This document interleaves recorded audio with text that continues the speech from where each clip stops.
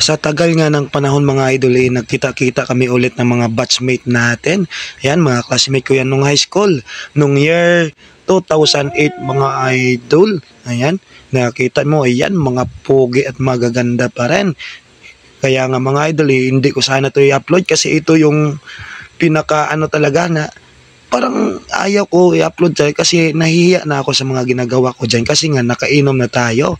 Kasi yung time na yan mga idol, nagninong tayo sa binyagan. Siyempre nakainom doon tapos tinatadtad na nila ako ng message o sa chat, may sa group chat na pinapapunta talaga nila ako doon sa classmate namin sa bahayan ni Initial Pood. Sabi ko ayaw ko kasi nakainom na ako, pinipilit talaga nila ako. Kaya ayun, pumunta at gumawa talaga ng eksena mga idol. May pasayaw-sayaw pa yung lasing.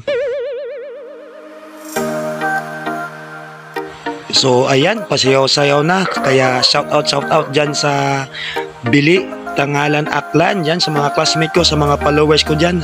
Pasensya na kayo. Nakainom talaga tayo kaya wala na talagang hiya dyan. At kita-kita naman na nag-i-enjoy din naman tayong lahat. Importante, wala tayong nagawang kasalanan mga idol. Pasayaw-sayaw lang tayo at pa-joke-joke lang.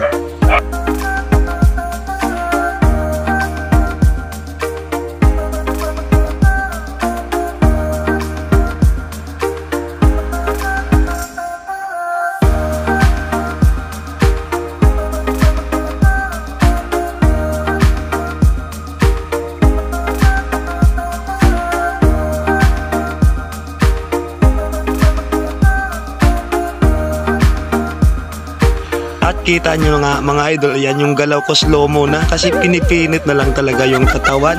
Importante, nakikisama pa rin tayo pero alam ko naman hindi naman tayo pababayaan ng mga tropa natin, mga classmate dyan hanggang sa pag-uwi mga idol. Kaya okay lang yan at minsan lang talaga mangyari to.